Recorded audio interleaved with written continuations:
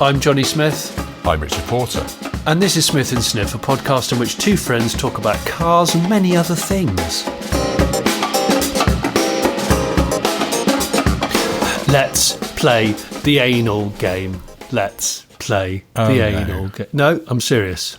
It's the season of caravanning. Of course. And we get sent these things so often on both Smith and Sniff Instagram, email.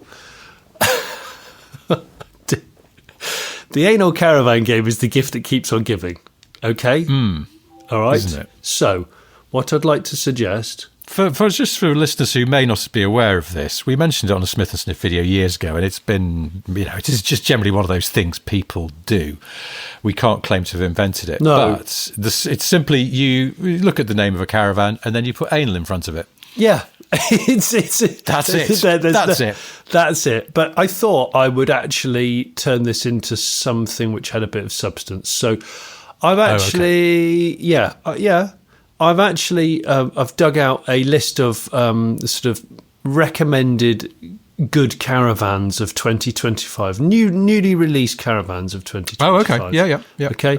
So I've got a list, and I thought, let's play the anal game. Do you want me to read a couple of them out? My favourite ones? I've got sort of 6 favourites here. Go on then. These are all category winners, I believe, in their class. So we got the anal capsule, which is a really small, a strong start. It's a very small caravan. Is it? No, it actually is. It actually is a very small. It's a very small caravan, that one. So that's that. We got the anal coachman Lusso, which it's actually the anal coachman Lusso 3.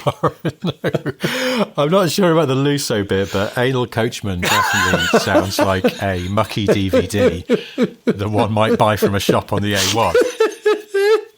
Honestly, I was on this perfectly innocent buyer's guide. On a more innocent tip, anal coachman could simply be someone who insists that all the brass bits are polished and that the horse is well brushed. Oh, of course. Practicalcaravan.com is where I did get this stuff from, so I apologise to them. But this is their top picks of caravans for 2025. So, yeah, you got the anal coachman and the anal capsule. Let's move on to the anal exclusive major. This is just so infantile, but I just bloody love it. So yeah, that one's pretty good, the exclusive major. But maybe, sir or madam, you'd prefer the anal avante, which... Well, would I? Well, I don't know. Or actually, looking at the images, I'm thinking you, Rich, are more of an anal explore XC light. But I think... explore is with an X, not an EX. Oh. Anal explore. Anal explore sounds like a device that one might buy from a shop on the A1. Particularly with the X rather than EX. Yeah, lovely. Completely. I'm just going to have a goose fat enema and I'll be right with you. Yes. I'm just... The last one here. By the way, there is going to be some information about these caravans, just a few. The last one is a big, very big single axle, which I'm stunned at the cost of. It's the Anal Adora. ADORA. Strictly speaking, it's the anal Adria Adora 612DL. But this caravan costs 34 grand. Have you seen the prices of caravans recently, Rich? I have not. Goodness. The anal coachman's 36k. Is he? It's a lot of money. Goodness me, I was stunned. The anal Avante, 26,200, and it's only a 2-berth. Oh, yeah. I can't. But the most expensive of the anal caravans is actually the Coachman Lusso 3, and that is 52,195 quid. 52,000 pounds. I just cannot believe that it's that much money. Presumably, for that money, you still have to poo in a bucket and shower in a gulag. I think so. Reasons to buy, incredibly luxurious. Reasons to avoid, its price tag. That's what it is.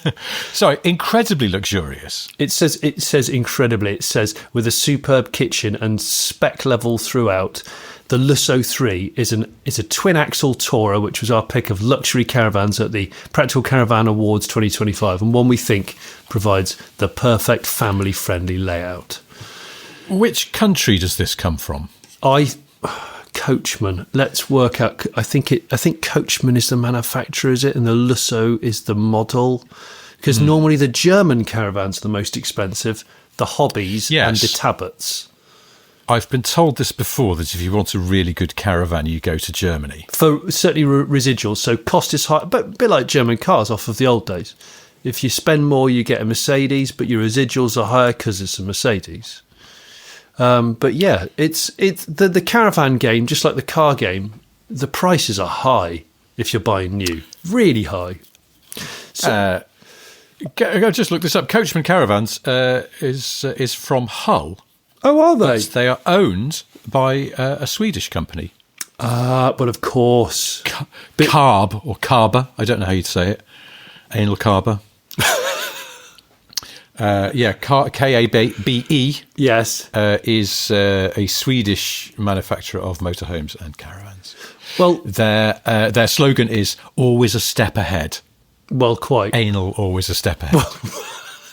I'm going to finish this caravan chat with, after looking at the 2025 best picks list of anal caravans, I remembered, I drove past a caravan a couple of weeks ago that really made me giggle. It's one of those ones which has rugged rails and corner bumpers and stuff. It looks like it could be an expedition type caravan. But it was made by a company called Knaus, Knaus, which must be German. Must be. Knaus. Okay, yeah. But the reason why I'm saying to this is not... It could be an anal title, but the caravan's name is Sport and Fun. That's the name. That's the name of the actual caravan. It's but not only that. Man. I went on their website this morning just before phoning you for this effing cast, and they do a Knaus Sport and Fun black selection. So they do an actual blacked version. Now, we could be keeping this anal game if you wanted. This one's big. Anal Sport and Fun black selection. Mic drop. Boom. Done. Crikey. Yeah. I mean, I can't even, I've never seen anything as good as that. I did just, looking at the Carber, I'm going to keep saying it that way, website, they do the anal gemstone. Again, it feels like you might be able to buy it on the A1, but... the anal gemstone! Yeah, that's one of the... Like an anal gemstone cowboy. Yeah. Okay, well... Hi, that's everyone. a classy start to the show. Let's keep it rolling. Yeah. Are we going to mention a delightful development in the world of the Smith and Sniff fleet? We do, Rich. This is important news, way more important than silly caravan names.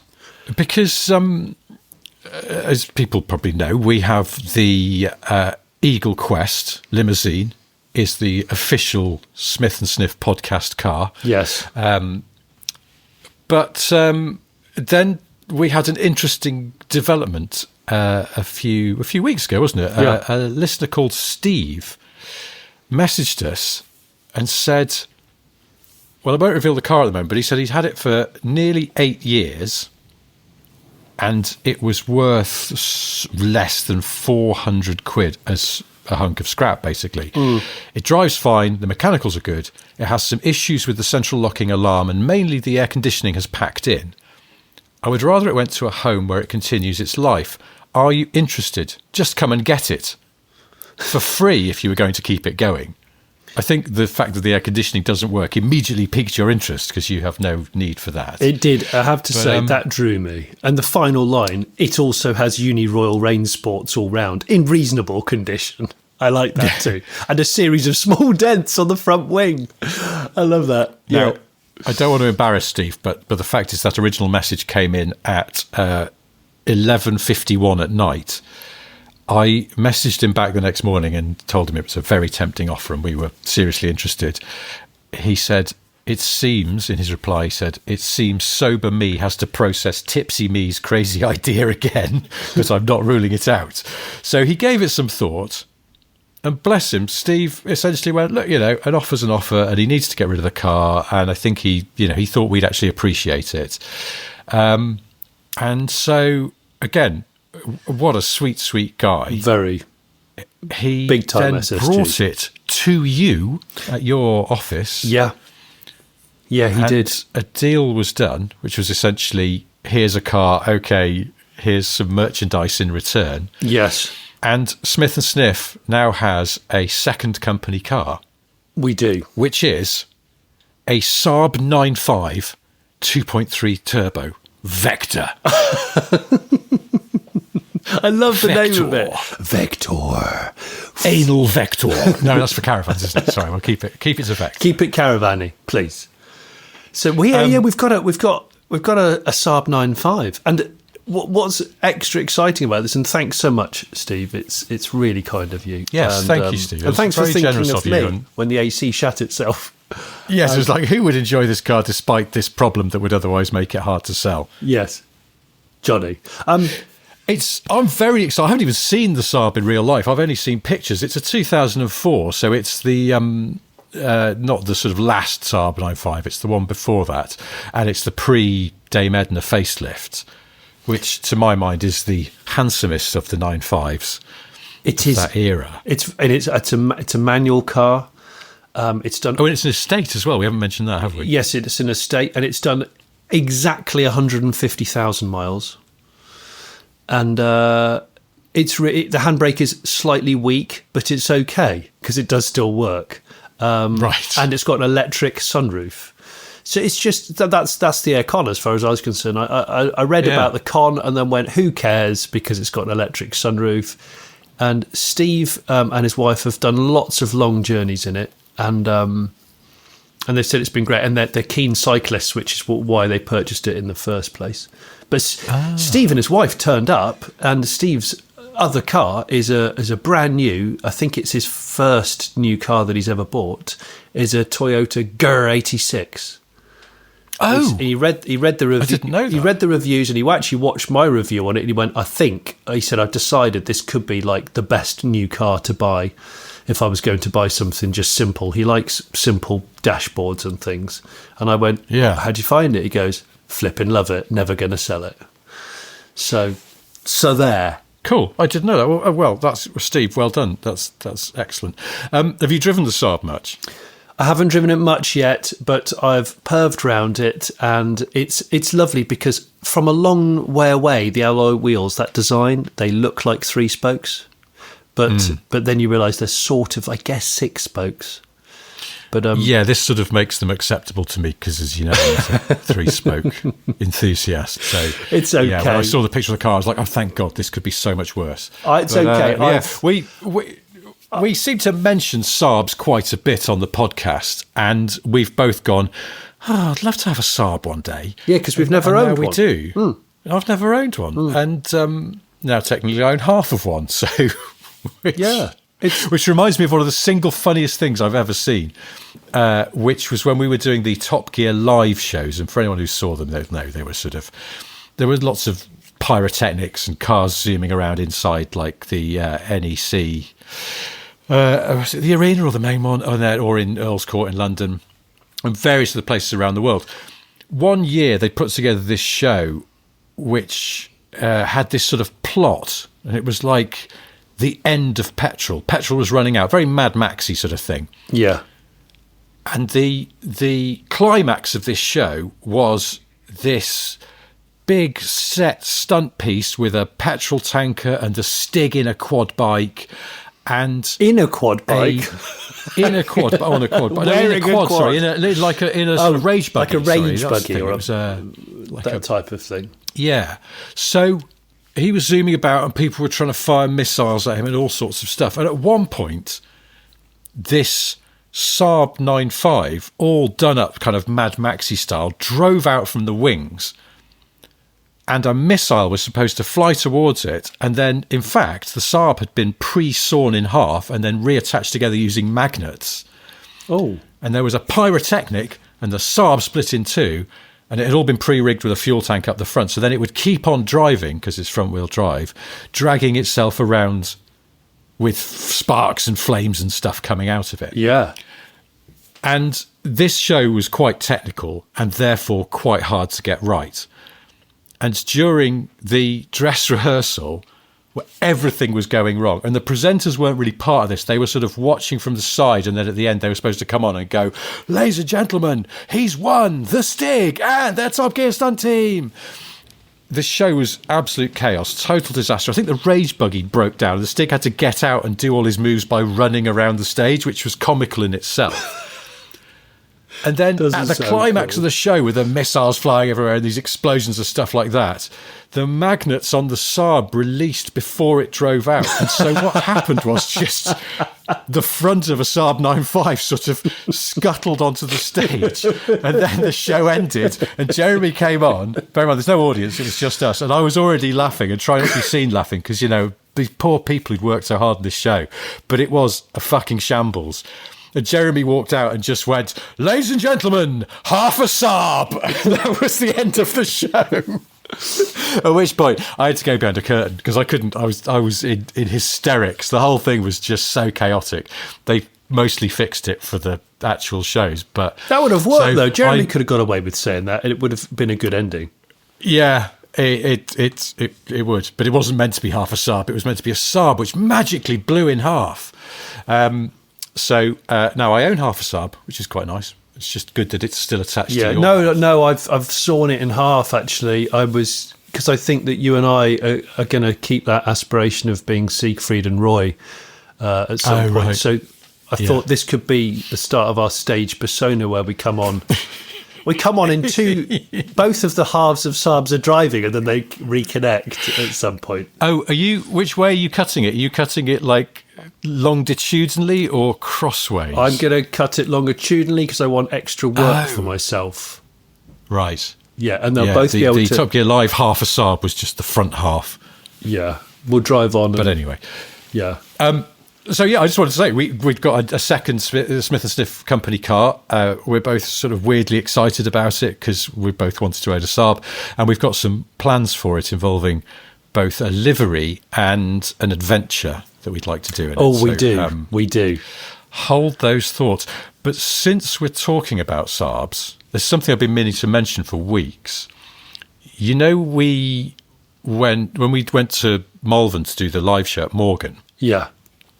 The next morning, I was driving home in my Beat with the roof down, and I was going around the outskirts of Gloucester, and a guy was sort of alongside me on a dual carriageway in a Saab 9.5 estate. And then he sort of did a squirt up the inside, which was fine because, you know, it's that kind of road where you can do that in roundabouts and stuff like that. But then he had to merge in front of me, and I noticed he'd got a St Bernard in the boot. And it stood up, and every time he accelerated, the St Bernard seemed to fall over again, which I found quite funny. And I was thinking, I must remember to mention this on the podcast, that poor dog.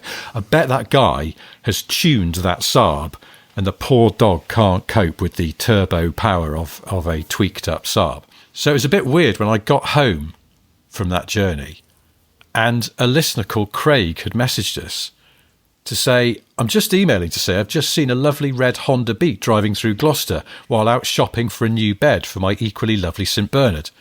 Bed shopping for a St Bernard? Brilliant. Yeah. They look like a sort of, you know, double divan, I guess. But in my eagerness to catch up and give a knowing nod to the driver, indicating, yes, I respect your car choice immensely, especially with the roof down on an overcast day, I was surprised to see the driver was one half of my favourite car podcast. If you're wondering why a Saab 9.5 estate with a dog in the back was threading through traffic to catch up, that's why. Lovely car, and I hope you had a sweet, sweet drive in it. So this is fantastic. I was like, wow, that's really nice. That's lovely. Thank you. I was unwittingly admiring the dog and car of a podcast listener, but it gets better. Because I had to ask Craig if he tweaked his Saab, because it seemed to pick up quite smartly. Yes. Causing the dog to fall over. And I realised that, in fact, Craig has messaged us before, and we've cruelly overlooked his previous email to tell us about his Saab, because he says, no, it's not been tuned to my knowledge. However, the previous owner was Mr. Des Lynam. Oh, really? Yes. That's so cool. He owned it while presenting Countdown and had not long got rid of it to his mate, whom I bought it from a year ago. He keenly gave me the old and original from new V5. I didn't get any service history with the car, so if he was modding his Saab, he wasn't keeping a paper trail. No, he was putting that straight in the shredder, wasn't he? Or any remap details, any turbo tweaks, straight in the shredder. That's really cool. So, Craig's original email to us from last year, when he told us which was entitled "I'm buying Des Lynam's old Saab," he confirms Des was the first owner and spec'd the car brilliantly, including Saab branded roof rails. Oh, there's Stealth Wealth Lynam spec. Yes. It's great, isn't it? Des is a very Saab-y guy now I think about it. Yeah. And Thingy's just retired, hasn't he? Steve Ryder, absolute hero of the... He has, just in this last week or so. Another, a British... he's been around since I can remember. Lynam, him... They've been commentating on all kinds of sports. So Steve Ryder's just retired, and I want to now know whether Ryder is also or was also a Saab helmsman. I can see Ryder in a Saab. I could as well. I could see Ryder in a Lexus. I could as well. Because his presenting style is absolutely reliable. And I think that he would want that from his car, not least because he would hate to be late for a presenting job or corporate gig caused by a breakdown. Yeah. But also always have a spare suit hanging up in the back. Yes. Which, when he was on it and running a bit late, the suit would be pendulum-like swinging from the back, but still immaculately pressed. I think Ryder, brilliant presenter, just, one of those sort of safe pairs of hands. Yeah. But his style was very sort of, this is not about me. This is about the sport and about if the pundits have anything to add, it's like I'm not going to try and be the centre of attention because that's not appropriate. And he was brilliant at that, which made him seem sort of a little, like almost bland. I've heard from a couple of people that off camera, Ryder was really good fun to have a drink with. Do you know, I was just thinking I'd really love to meet those two gentlemen. Maybe we could get Ryder and Lynam in a room, and do you know what? Let's do a new game. It's called A Question of Port. You just remove the S from sport, and or obviously a question of sports. So all you're ever doing is asking them about the history of fast folds. But a question of port. We should do that with them. We just chat to them about all manner of different sport-related memories, but over a lovely, aged, tawny port. Do you know what I'm saying? Well, for foreign listeners who might not know these two guys, if you look them up on the internet, Des Lynam and Steve Ryder, they both... There's a sort of 80s Anchorman look about them, but in a nice way, in a conservative way. But they consummate professionals. Let's do a question of port with them. Let's spread the word. Let's get this done. I might have mentioned this in the podcast before, or I told you in real life. I can't remember. My parents once went to Miami, and it was really hot and really humid, and everybody in this sort of touristy hotel, I think maybe on South Beach or around the corner, was wearing shorts and T-shirt. It was that kind of weather. They're in Miami. Yes. And they walked outside, and there was a gentleman standing on the curb, and he'd got a full linen suit on. Looked very smart, but it's like, God, it's a bit hot for that, but my God, he looks suave. Oh, and then they realised it was Des Lynam. Oh, gosh. Full linen. Full linen. But linen in Miami. Oh. Well, it's the Crockett's theme kind of thing going on there, isn't it? What would be Des's equivalent of Miami Vice Ferrari Testicle Rossa? What would be his version? Saab convertible. Saab convertible, yeah. Wouldn't it? What colour? Yeah. You wouldn't go yellow. I think it's too much. No, too much. I suppose white's quite Miami, but is it too... I like that. They do... What would be... Did they do a sort of like a light blue, almost like a sort of quite a nice... ice light blue. tealy colour. Yeah. They did, actually. They did a real ice blue. Can't remember the name of it. It's one of the last new Saabs I drove before Saab closed. Oh, yes. I can sort of picture it now. Yeah. Yeah, so there we go. Lynam, because maybe his linen suit is icy. Looks like a light blue. Oh, gosh. You're painting such pictures here. Whereas in my head, I've suddenly got the theme tune to Wimbledon in my head, and I'm just singing Desmond Lynam over the top. Desmond Lynam, Desmond Lynam, Desmond Lynam, Des. Did he ever do Wimbledon, or was that... I don't think... It's Sue Barker, it's Sue Barker, here's Sue Barker, Sue. Well, John Inverdale, the man with the infamous... Oh, God. What, Thatch Cottage hairstyle? It's the John Inverdale quote that we can't really quote on this podcast when he was on live television or radio, and it's the thing that my brother single-handedly says is the funniest thing in the world. John Inverdale... I don't... What, rose-tinted glasses? should I look this up afterwards? Is that what you're saying? I think everyone should look up what he said instead of rose-tinted glasses. Oh, yeah. Right, yes, okay. It's still one of the funniest things to have ever happened on live presenting. So, John Inverdale. Do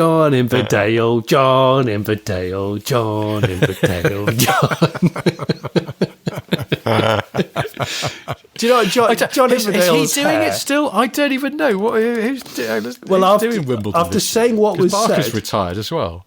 Sue Barker's retired. Sue Barker's retired. Yeah. Sue has retired. Sue has retired. I don't think Inverdale's in trouble for saying a swear word. Saying the absolute. So he is saying the actual C. Who is?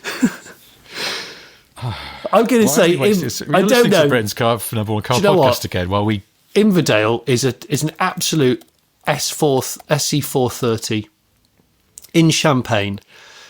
A badminton regalia heading to the leisure centre or the David Lloyd. That's Inverdale all over. I can see that. Do you think? Absolutely. Oh, SC430 Balding's doing Lexus. it. I've just found out. Balding's doing it. Here's Claire's Balding. Here's Claire Balding. No, Claire Balding. Do you know, I've never been to Wimbledon, Claire and I Balding. effing want to go. I really want to go to Wimbledon. Just so when someone scores, I'm actually going tomorrow. Piss right off. Yeah, because my wife used to work in sports TV, and she managed to get a couple of freebie tickets off a friend who. You piss artist. In that world. You never asked. No, I've never been. I'm really looking forward to it. It's like they're not fancy tickets. They're just normal punters. I know sometimes people get these sort of corporate gigs to like centre court. We're not allowed in centre court, but it's still going to be. I'm just going to eat my own body weight in strawberries and then drink a Jeroboam of champagne, I think. And then you're going to be waddling out of there uncomfortably, aren't you? You've had too many soft fruits on a hot afternoon. Yes, exactly. Oh, God. Yeah. Oh, gosh. We've got a really crowded train. I've just looked at the picture that the BBC have released of their presenting lineup for Wimbledon this year. Yes. And at the far left is Tim Henman. Oh, you can do the Henman fist when someone scores an ace. I'm going to every time until I knock over somebody's drink. Tim Henman is wearing a suit. Yeah. A very sober, discreet suit and a collar and tie, but he's got his hands in his pockets. Yeah. And he's pulling a slightly odd expression. He just looks like your head of year at school, and he's going, "Now, why do you think I've asked you three in here?" Oh, okay. He's one of them. He's got he's just, I don't know, everyone else Balding, smiling in a lovely white suit, and whoever the other people are, I'm not quite sure. Oh, at one end, I've just realised it's Andrew Castle, who seems to be dressed like he's going out with he's dressed a bit like he's going out with Bear Grylls to an exploring landscape. Oh my gosh, you've just reminded me. So the other week when the previous podcast we recorded, I'd had a weekend of going to gigs. Oh yes, which is quite rare for me. I don't go to a lot of live music things, and there was a guy in the crowd, almost right in front of us. We were at watching the Stranglers at Lincoln Castle, and it was a fantastic gig. But there was a guy in front of us who was absolutely Lincoln's answer to Steve Irwin. From behind, it was Steve Irwin in the audience. He was wearing safari-type shorts. He was wearing big, walking boots with thick socks. He was he's very stocky build. It looked like you wouldn't be able to push him over. Like a lifeboat that can't be tipped. He looked like that. Was he standing on an alligator to get a better view? He was pogoing and jumping around. He was the most animated out of all of the people in front of us, so I noticed him really early on.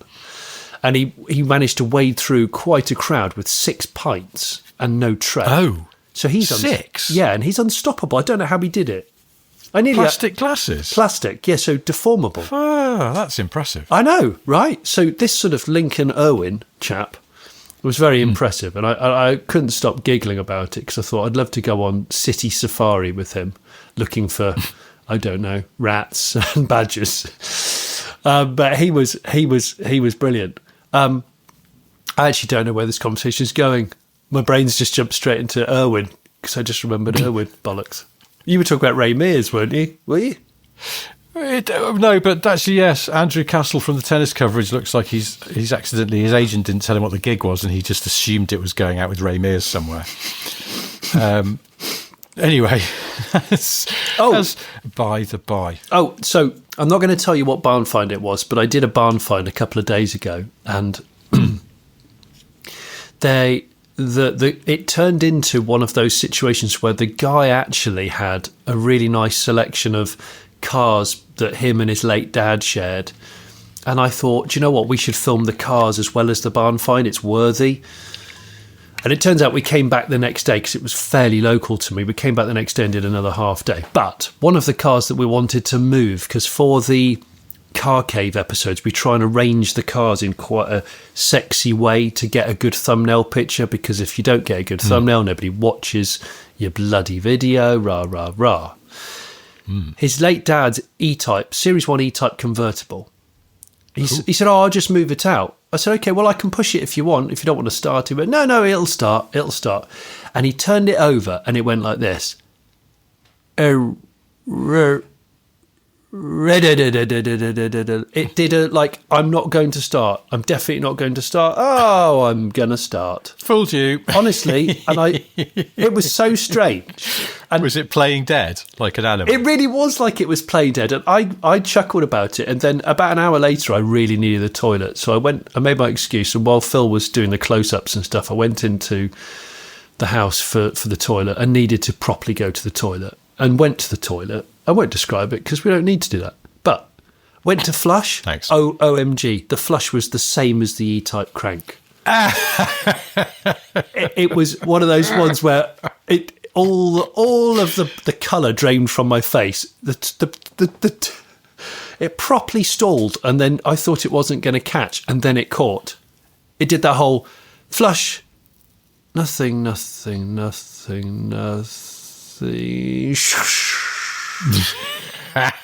I was on hand going, well, what am I going to do? If nobody told me the toilet's faulty, what's my next move here?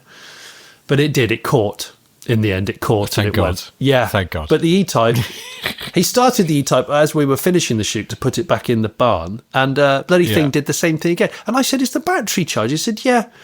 He said, it always does this. And I don't know whether it's got a bad earth or something on the cable, but I'm sure if someone else has got a car which sounds like it's never going to start, and it just does. I think I've mentioned before, it's one of the things I like about my Beat is obviously because it's got very small engine, tiny pistons and a very little flywheel, so it just sort of starts. It springs to life immediately. You don't hear the starter turn particularly. It just goes bing. Oh, I love that. And it goes. Bloody love that. Particularly when it's warmed up. Yeah.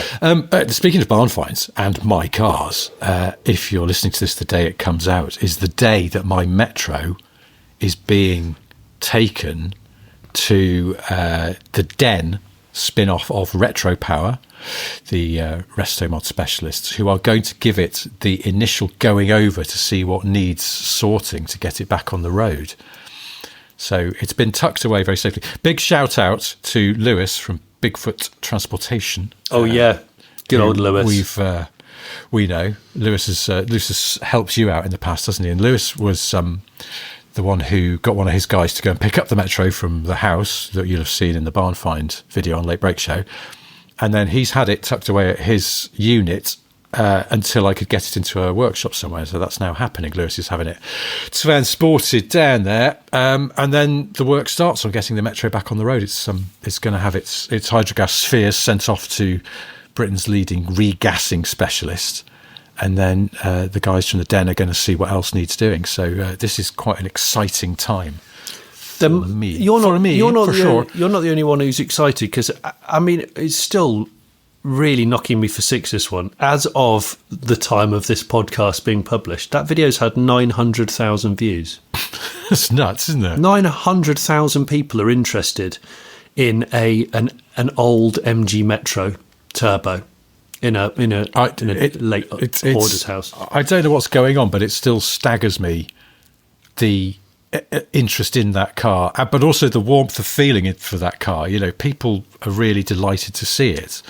I think the days when people scoffed at Metros, probably because they were everywhere, it's sort of gone. People now just they hit that nostalgia sweet spot, and so I guess we were talking before. We'll do at some point, I think, a little sort of update on the Metro for the Late Break Show.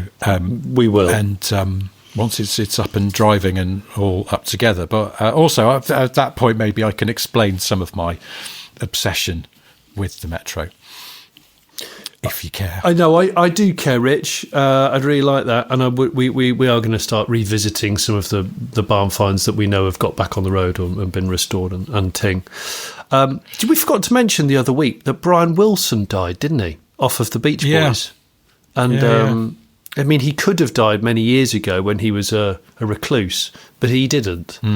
And I've always loved the Beach Boys, because I got brought up listening to them, and their car and motorbike reference songs were always so cool. They sort of got away with blatant corporate product placement, but not done in a terrible way. I don't think they sung about, like, you know, Honda motocross bikes being fun. And no one, I think, went, that's cringy, guys, you shouldn't do that. Just carried it off. Probably now their management would go, guys, Kawasaki have made us a counter offer, so you're going to have to change the lyrics. And they'd be like, what? I don't know why I assumed the Beach Boys all spoke in the same way that they sometimes sang. What? Why have we got to do that? I've got to say, Little Deuce Coupe is still one of my favourite songs of all time. Yeah. It's just so good. And oh God, so many good ones. God Only Knows, one of my favourite songs. Oh, so good. And the cover of the Fun record, with them leaning on a Corvette and a Pontiac GTO, all wearing blue racing jackets that are definitely inflammable, like the one that I sometimes wear to Revival, but I have to watch out for any cigar tokers in case I get shrink wrapped. But yeah, fun till Daddy takes the T-Bird away. And which an old girlfriend of mine was convinced it was fun till Daddy takes my T-shirt away, which I thought I had to remind her that just sounds really creepy, and that I know really predatory. And let's not go there. So that's not what the Beach Boys are guys. Volkswagen have been in touch. They want you to change the words. Are you familiar with a car called the T-Roc? What? No, we're not doing that. Fun till Daddy takes the T-Roc away. Go ahead, take it away. It's shit, I don't want it. No, I'm still having fun. So it turns out the T-Roc was nothing to do with it. Yeah. Thanks. That's right. I was going to just a couple of back references to things. One of them being a couple of listeners pointed out that, you know, we were talking about the stupid thing I did when I was a teenager with my mates, where you try and knock someone's car into neutral while they were about to pull out of a junction. To make it go. And we were talking as well last week about Bill Withers being possibly a CVT gearbox in Lovely Day. Oh, yeah. Yeah. So a couple of listeners, one of them is a chap calling himself Snoody McFlued, which, okay, yeah, that makes sense. Another is a listener called Nick Rutherford. They both said that the noise that I made to replicate a car being knocked unexpectedly into neutral is Bob Dylan. And I realised that they're absolutely right. Nick said, repeat the sound and then say Tangled Up in Blue or All Along the Watchtower for proof. All along the watchtower. Yeah, it's Bob Dylan. Do you know? Although I feel like in recent times, Bob Dylan slightly turned into Kermit the Frog. Oh, very much so. And it's just like, you go, why are you doing that? Sing through your mouth. Don't use your nose. This is true. To me, I feel like you had to be there with Bob Dylan. I feel like you had to be there. I'm just not interested. I'm sorry. I was also quite amused by a message from a listener called James Thorburn, who, on the subject of youthful dicking around in cars, said a friend and his brother once had to walk back across their farm and explain to their parents that the family Peugeot 306 was in a ditch because while driving along a gravel track, the younger brother had yelled, "Magic stick!" and yanked the handbrake from the passenger seat. No way. No. What a dick. Magic stick, though. That's fantastic. That was, it wasn't someone I was directly at school with. It was like a mate of a mate. But do you know that? It's Ace Ventura, isn't it? The like a glove. That's right, yes. Parks the car. Yes. So a friend of mine knew, was in the car with a lad from school in his car, driving through, like a supermarket car park or something, saw a space, and this lad absolutely just without lifting off, just powered into the space. But as he turned in, he went, like a glove, smash! There was an old Mini already in the space. No! He'd already committed without seeing it. Yeah. Oh. But yeah, shouting like a glove as you then swat into another car is fantastically undignified. So that is just like a glove. If you're putting your hand inside a pre-worn glove that someone else has already got. There's actually a severed hand already in it. Oh no! Oh gosh, that's awful. Now, I'm going to talk about Saabs again because I forgot there's something else I want to mention. Oh, go on then. I dare you. Obviously, the sort of NATO's been in the news recently. The NATO Secretary General, Mark Rutte, he's former Prime Minister of the Netherlands. Okay. And he was elected the Secretary General of NATO last year. But he's famous, aside from being the Prime Minister of the Netherlands, for his love of Saabs. It's actually well documented. So there's an article here on Saab Planet, who obviously have some skin in the game when it comes to covering the story. But they say he is often seen driving his beloved Saab to various official events, including meetings with foreign heads of state.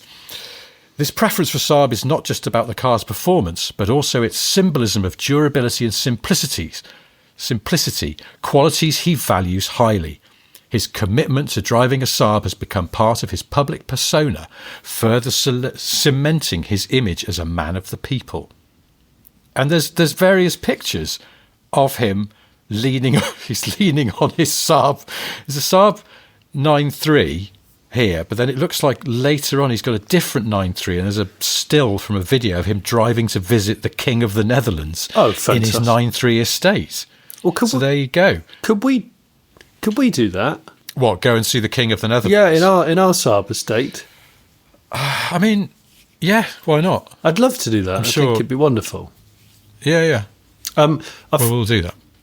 Forgot to say that when we did the official handover of the aforementioned Saab 9.5, I got Stephen to fit in the side window a "Cheers, mate, thanks, mate, bye" sticker, because he said, that's what I've actually got to do to the car now. And I could see they were getting quite emotional about waving goodbye to it, because he said, it's been so good, it's been so dependable. And I said, well, look, if you change your mind and you want it back, please just tell us, because, It's here. We're not going to do some sort of lame stunt like trebuchet it off a cliff or something.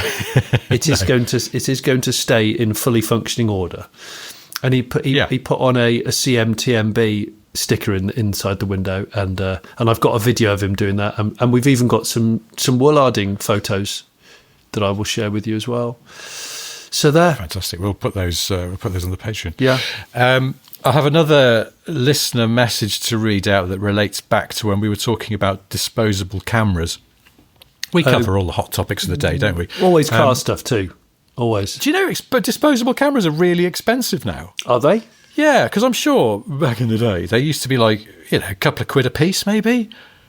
Even allowing for inflation, they're not that anymore. Because our boy went off to a camp for a few days.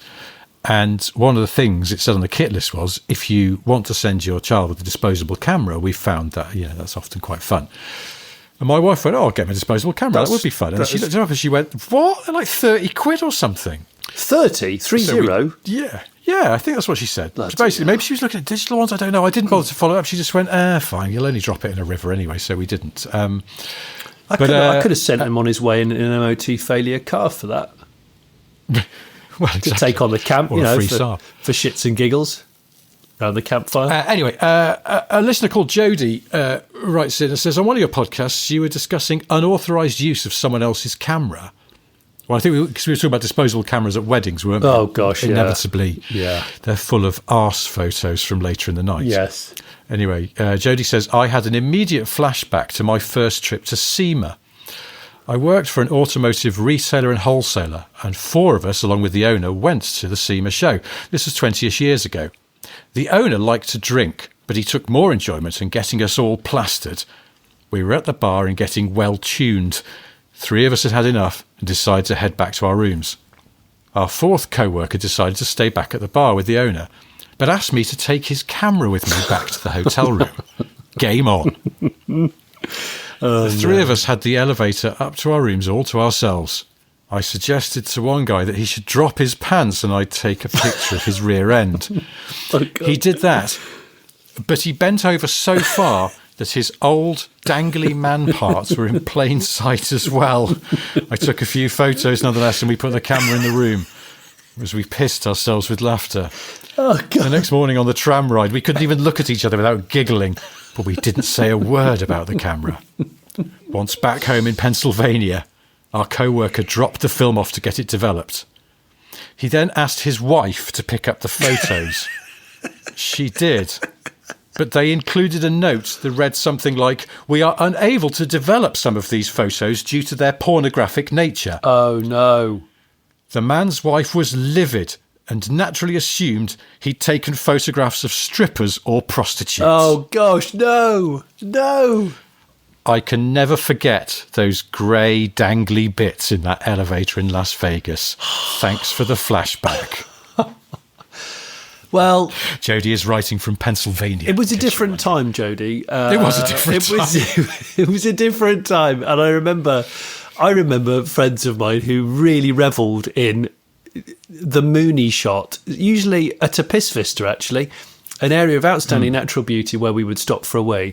But when they were doing the photo of the Mooney, some of them, names won't be mentioned, would really emphasise the bag and push the bag backwards so it was fully visible in the photograph. It's just so low, Rich. It's so low, isn't it? Can I raise the tone with another little back ref to when we were at the London Concourse, and we talked briefly on stage, I can't remember why, about stupid names that manufacturers give their alloy wheels. Oh, yeah. And I think I mentioned that Volkswagen has an alloy wheel on certain GTIs that they called Milton Keynes in other countries, but here it was changed to, I think, Parker, because obviously to UK ears, Milton Keynes doesn't sound that sporty. A chap called Mike got in touch, who works in the car industry and indeed used to work at Volkswagen. He says, further to your pod at the London Concourse, I wanted to add some behind-the-scenes knowledge on Volkswagen Golf wheel names.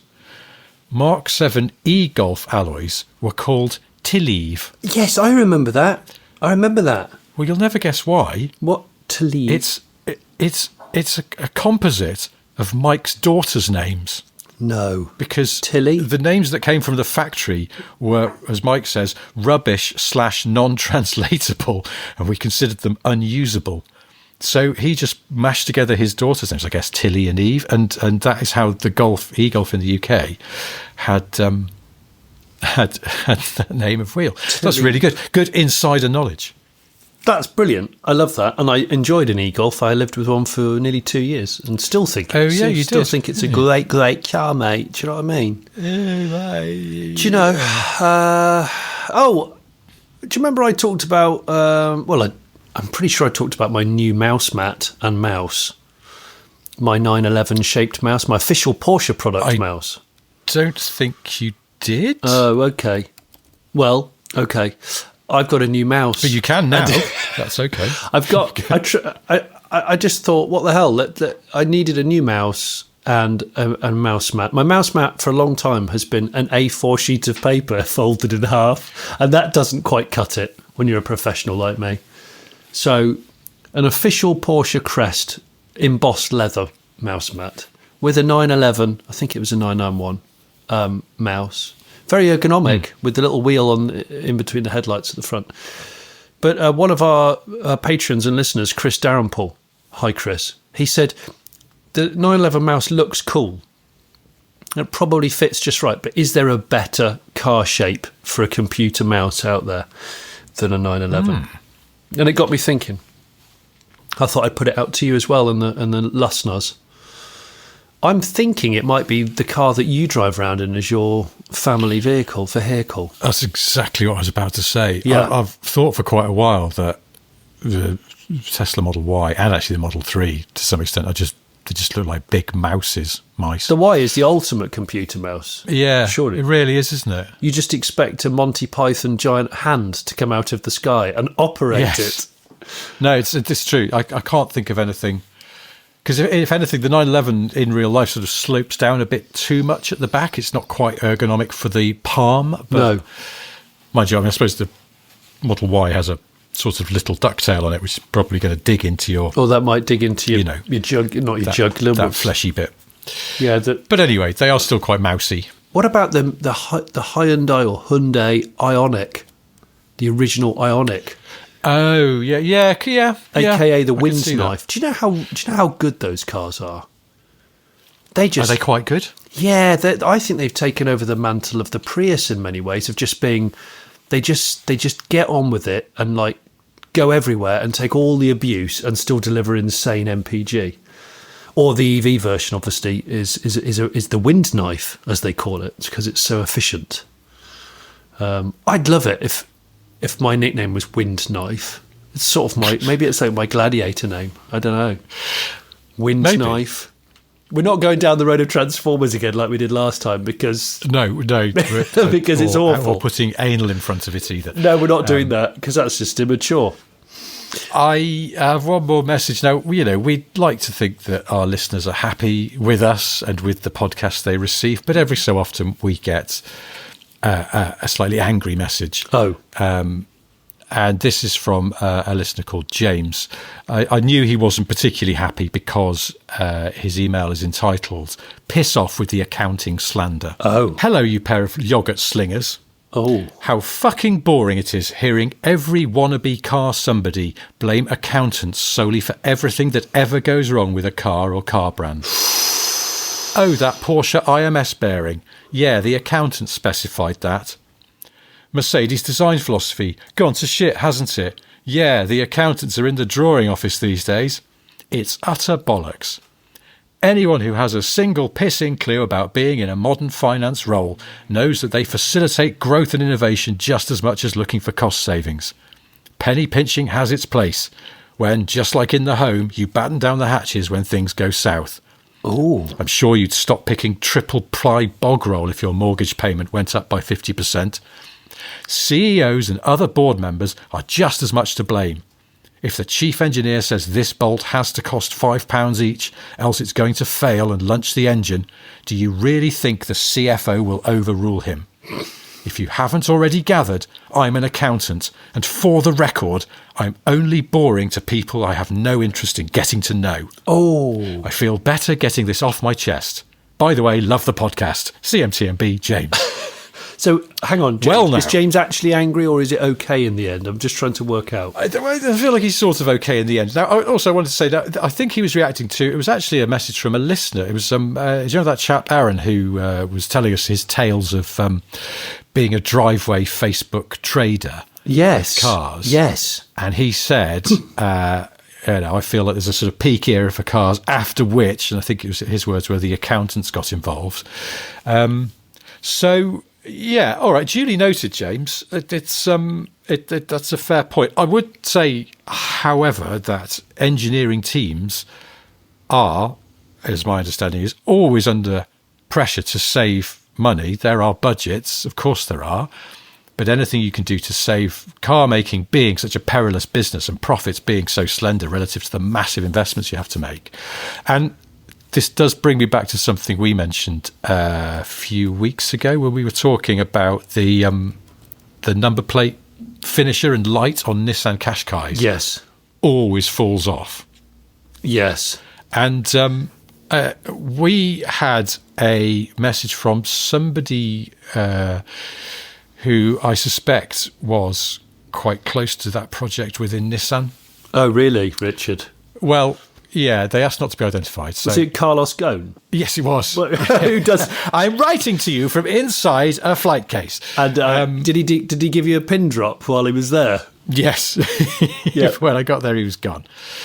The suggestion is that basically the engineering team on the Qashqai were obsessed with managing costs and weight as much as they could. And so they wanted to save every penny and every gram. So they used the thinnest gauge plastic and the greatest clip spacing they thought they could get away with, because that saved money and weight. And they were very driven by those targets. And it didn't work. And that may, in service, have led to some failures. But so it's that's quite interesting. I think if you read, we were talking about David Tuhig, of course, was the chief engineer on the Qashqai, and in his book, he does talk about how marginal that car was in terms of getting the project approved. So I guess if they could go back and go, look, we can do it for this amount of money. Oh, and don't worry, even though it's bigger than a regular hatchback, it won't weigh anymore. Then that was part of their sales pitch. So when they had to deliver, that may have led to some things that weren't totally desirable in the field. But anyway, so yeah, James, your point is well made. Okay, it's not always the accountant's fault, but I think, sometimes the spectre of cost saving looms over cars, and it does lead to things that then fail. Well, Mercedes have just launched this AMG GT XX concept, which is it's an interesting car. By interesting, you mean fucking awful? Yeah, I mean, the back end looks quite different for a Mercedes. The front end, do you know what the front end is? It's like an easy listening version of what was their supercar in the 70s? Was it the C1? The C111. Yeah, the C111, that one. It's sort of like a easy listening version of that, and I suspect that was their a homage because it's a similar colour, I think. I think that's it, and this is not the first time they've done a modern concept that's inspired by that 70s car, and there's been some kind of orange that's meant to remind you of it, which is interesting. But no, I think that concept is just toss. I mean, it's the front that really doesn't work for me. It doesn't work. Upright headlights and that sort of that bottom feeder fish grille as well. No, it doesn't work. It's just it's a catfish, isn't it? It's just awful. But yeah. The back with those round lights, but there are 3 each side, and that feels like one too many. Yeah, it does feel like one too many. You're absolutely right. It's just not quite right. So for clarity, this is a 4-door triple electric motor, big 1,341 horsepower car with the ability to charge 850 kilowatts. Here's the problem that I think Mercedes have got, is they've forgotten how to be desirable. I've said it before. I just think they've absolutely forgotten how to be desirable. Stop making really, really fast EVs.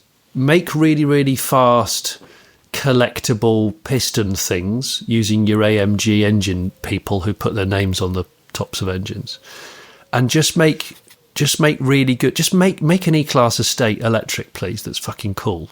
All right.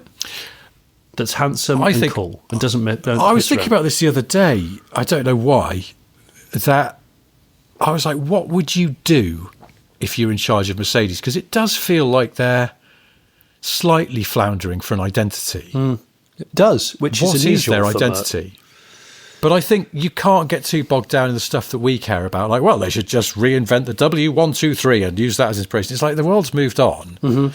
But can they pull some of the values that car had, which is that it was, a little bit dour but incredibly sensible and stout? Could you? What do you take from that to make a car that people want? But then, they sell a lot of A45 AMGs, and they seem to exclusively attract Wazoks. So maybe their customer base is so spread out now they can't do that. I don't know. That's a very valid question, because if you look at what Mercedes cars actually sell and what people talk about and what I guess social media spoons you, it's fast A45s. So the hatchback, the hot hatch, which is damn powerful. And then at the other end, you've got the G-Wagon. And apparently, someone was saying that the electric G-Wagon, which has been out now for maybe 6 months, maybe not 6 months actually, they've sold about, 11 and a half of them, which does surprise me, because I actually think that it really works for that kind of car, in so much as people buy that car who never go off-roading in it anyway, even though it would be good as an off-roader as an EV, but people buy it because they want it to be obnoxiously loud and look like a military vehicle. Yeah, they'd forgotten that car is almost exclusively bought by twats. Which is a shame now. Sorry, Dario, I know you've got one, but even you call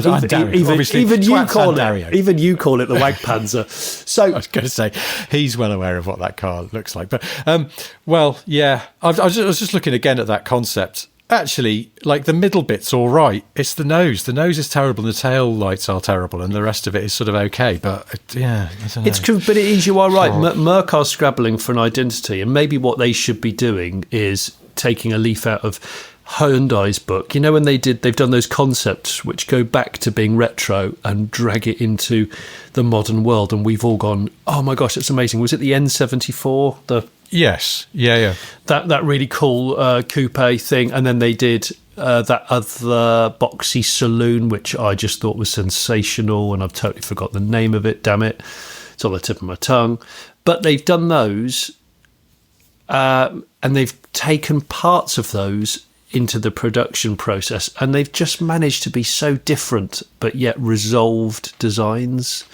Whereas I think Mercedes have gone big on their aero through necessity, but haven't celebrated the efficiency enough maybe in the marketing literature, so we don't know how streamlined they are. They just all look like sort of melted versions of themselves. I think that's the main problem with Mercedes, actually. The design is a bit... It's not strong enough. There's something wrong with the nose of the new E-Class. I can't put my finger on it, but it's just not right. Yeah, but the back end's great. The E-Class saloon. Back end's very elegant, but then... With the Merc symbols in the rear lights, I think it looks really quite jewel-like and special.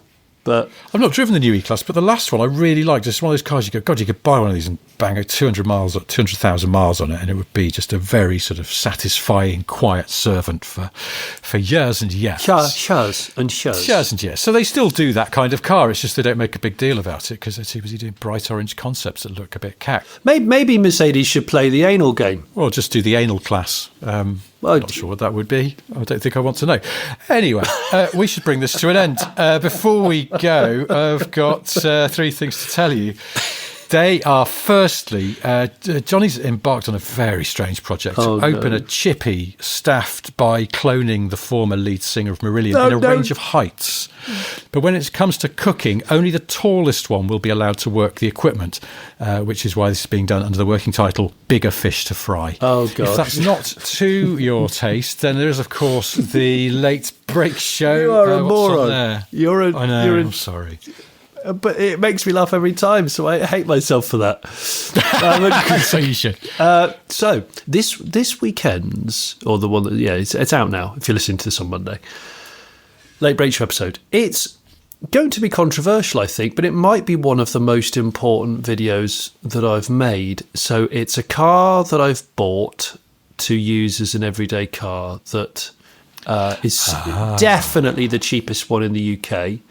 But yet has so many extra perks, and I feel like everyone should go and buy one if you can find one as cheap as I have, which you sort of won't. But I'm not sure that's possible. But yes. No, I don't know. But all I'd say is I think it's intriguing, and it will bring out the debates in people. I've already had a few people troll me, but fuck them.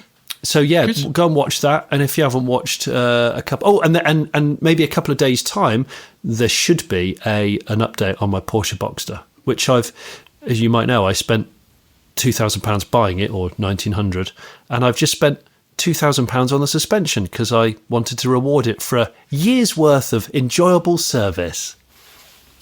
Good. On that side of things. It's nice to treat your cars, isn't it? Yeah, I think so. Yeah. Okay, second thing I've got to tell you is that in just over 2 weeks' time, I am going to be joining my former colleagues Gareth Jones and Zog on stage in Llandudno in North Wales for a big celebration of 20 years of the Gareth Jones On Speed podcast. We're going to be recording a podcast on stage. We're going to be performing some music and just general sort of having a merry time in a place called the Motorsports Lounge. If you'd like to come along, go to Gareth's website, garethjones.tv, and that'll give you a link somewhere to the Eventbrite page where you can buy a ticket to that. It's on the 19th of July, Saturday. Hope to see some of you there. And the third thing I've got to tell you is that Axl Rose's first name is William. Is it really? Will Rose. All right, well, that's that for this. We'll be back on Friday answering your questions with another Ottersot and then another full-length show on Monday. Until then, goodbye. Bye, you slags. So you've enjoyed this podcast, but you've had a thought. Is there a way here today that you could show support? Well, you could join our Patreon. What wonders that it brings. Early shows and extra notes on that side of things.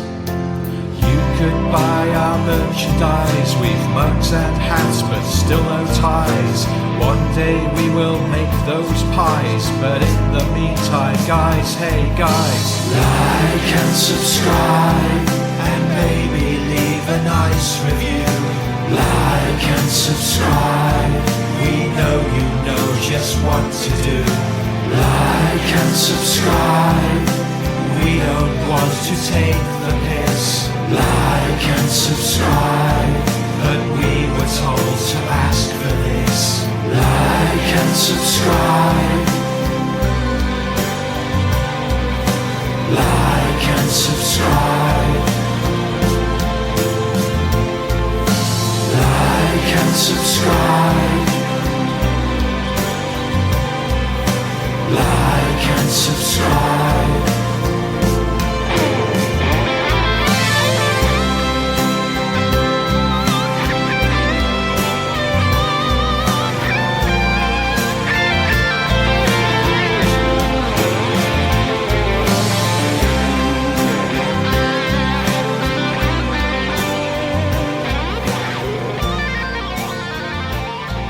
We really should be more abusive to the listeners. It's definitely an avenue